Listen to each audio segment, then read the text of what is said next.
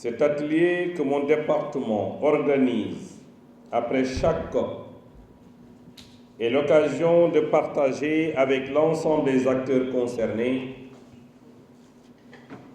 les conclusions issues de cette rencontre mondiale, mais également d'évaluer la participation de notre pays et de définir la stratégie de mise en œuvre des dites conclusions.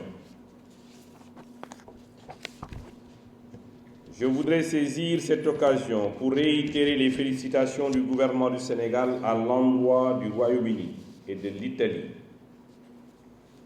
pour la parfaite organisation de cette conférence dans un contexte difficile marqué par la pandémie de la COVID-19. Mesdames, Messieurs, la COP26 a été un événement majeur au regard du niveau de participation, mais également de ses enjeux.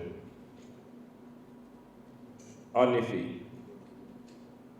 l'organisation du sommet mondial des leaders après l'ouverture officielle de la COP a permis aux chefs d'État et de gouvernement de fixer les priorités et de dégager les orientations à suivre pour sortir de cette rencontre avec des résultats ambitieux à la hauteur du péril climatique.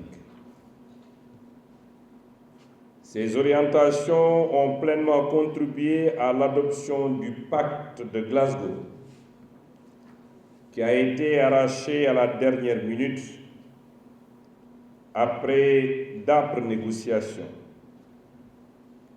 Ces résultats, faudrait-il le souligner, constituent un progrès important dans la lutte contre les changements climatiques, notamment dans l'opérationnalisation de l'article 6 de l'accord de Paris, le financement, la transparence dans l'action climatique, le transfert de technologies, l'adaptation et les pertes et dommages. Il faut toutefois reconnaître que l'objectif que les pays s'étaient fixé à Glasgow ne s'est pas totalement traduit dans les résultats obtenus. En effet,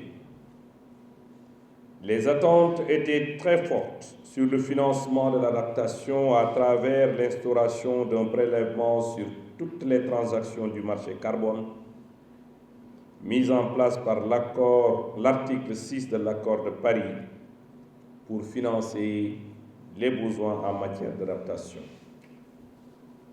C'est pourquoi nous saluons les engagements financiers des pays développés dans le cadre de la reconstitution du fonds pour les pays les moins avancés et le fonds d'adaptation avec respectivement des promesses de financement de 413 millions de dollars et 356 millions de dollars.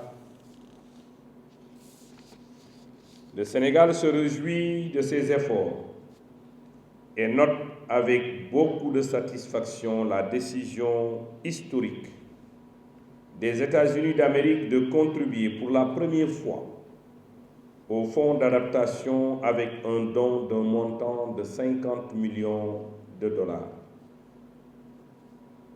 En ma qualité de président de la conférence ministérielle africaine sur l'environnement, la prise en compte de la spécificité du continent africain face au changement climatique dans les décisions issues des COP me tient à cœur. Cette spécificité de l'Afrique qui permet de faire prévaloir son extrême vulnérabilité est actée par la Convention cadre des Nations Unies sur les changements climatiques et doit faire l'objet d'une attention toute particulière lors de la prochaine COP qui se tiendra en Égypte. Mesdames, Messieurs, cette COP a le mérite de rappeler que le changement climatique n'est pas seulement une problématique environnementale. Bien au contraire, elle impacte nos trajectoires de développement économique et social.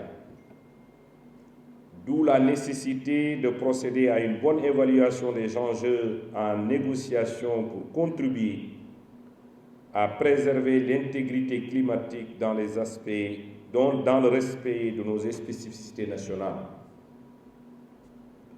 Comme vous pouvez le constater, le pacte de Glasgow a pris une décision forte pour une réduction des émissions globales de 45% d'ici 2030 et la réalisation du net zéro carbone d'ici 2050.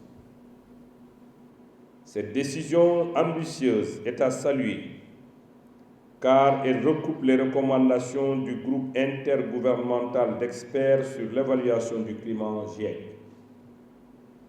Cependant, il nous revient d'analyser son impact sur les stratégies de développement de notre pays, notamment sur les projets et programmes du PSE.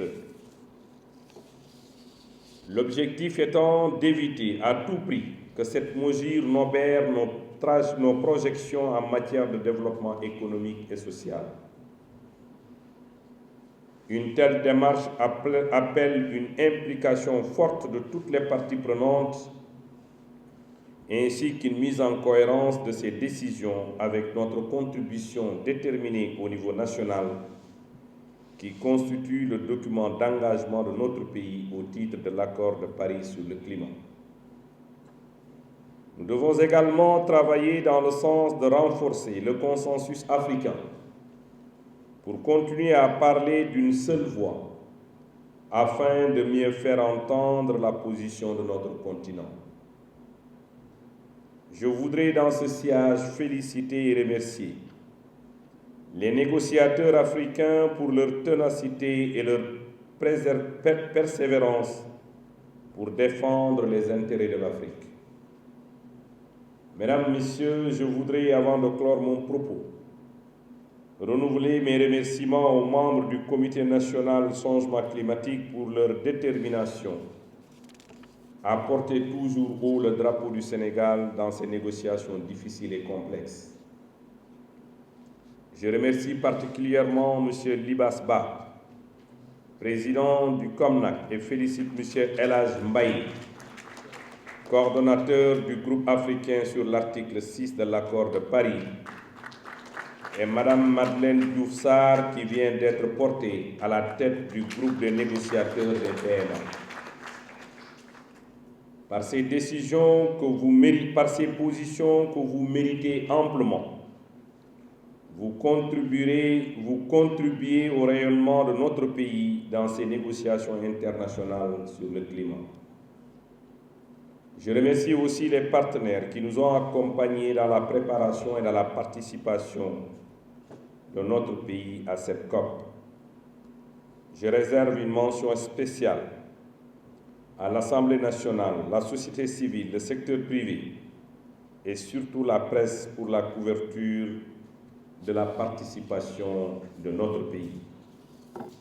Pour finir, je voudrais vous assurer de l'attention toute particulière que je réserverai aux conclusions et recommandations qui sortiront de cet atelier. Je vous remercie de votre aimable attention.